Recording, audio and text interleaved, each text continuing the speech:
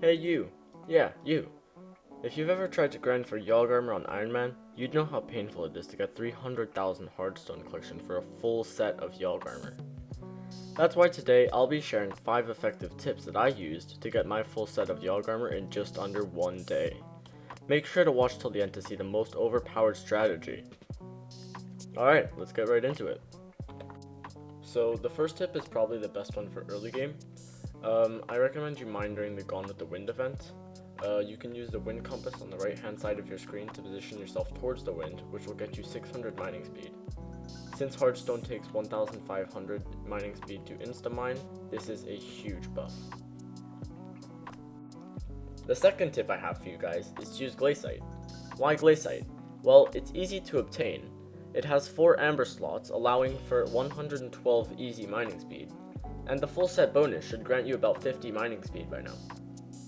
You compare it with the silverfish pet because the dexterity bonus gives permanent haste 3.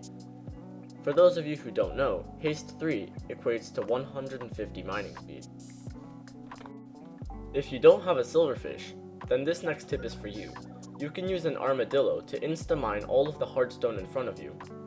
The fun part is, it stacks with the compact enchant, meaning you can get enchanted hardstone by mining hardstone in front of you with your armadillo pet. The next tip is by far the most important.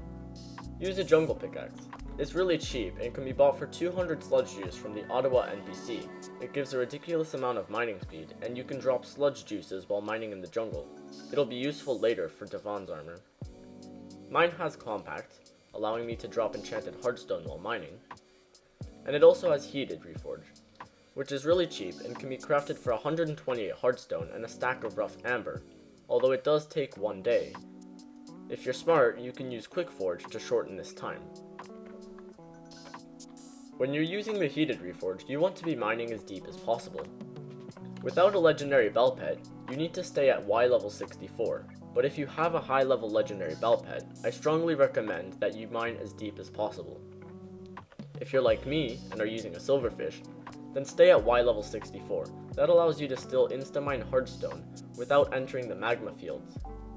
If you enter the magma fields, you'll take heat, and eventually, when you get too much heat, you'll die.